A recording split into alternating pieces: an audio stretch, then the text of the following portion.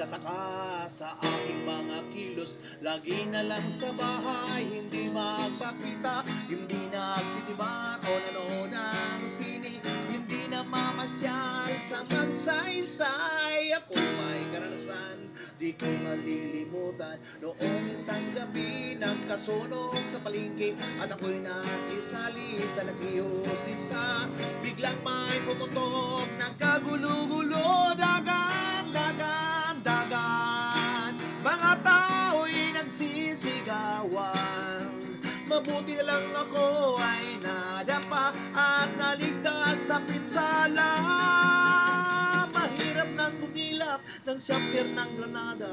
Kapag ika'y tamaan, labas ang iyong bitoka. At kung ikaw ay swerte dalhin sa ospital, asahan mong ikaw ay di doaray bahal. Ganyan talagang nangyari sa aking katabi. Balak niyang tulungan ang nasunugan at nag-aalaga nga ang kanyang gantimpala. Isang libreng kikinit doon sa kalangitan. Diyos ko, Diyos ko, Diyos ko, ito ba ang iyong kagustuhan?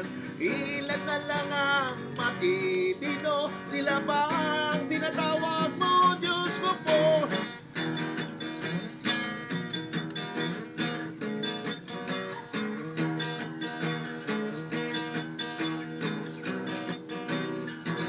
Kaya mga higala, kung di mahinto itong oring katuwaan na di naman pero inyong napapansin sa kadugay-dugayan. Unting naubos ang dabawin nyo, pastilan, pastilan, pastilan.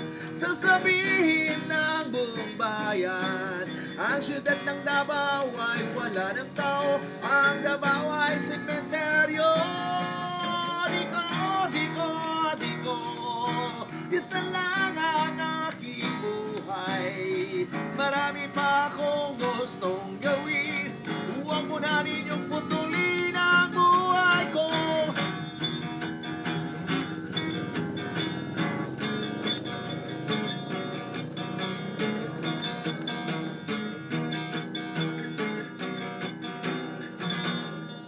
Kaya mga higala, kung di mahinto itong oring katuwaan na di naman pero inyong napapansin sa kadugay-dugayan.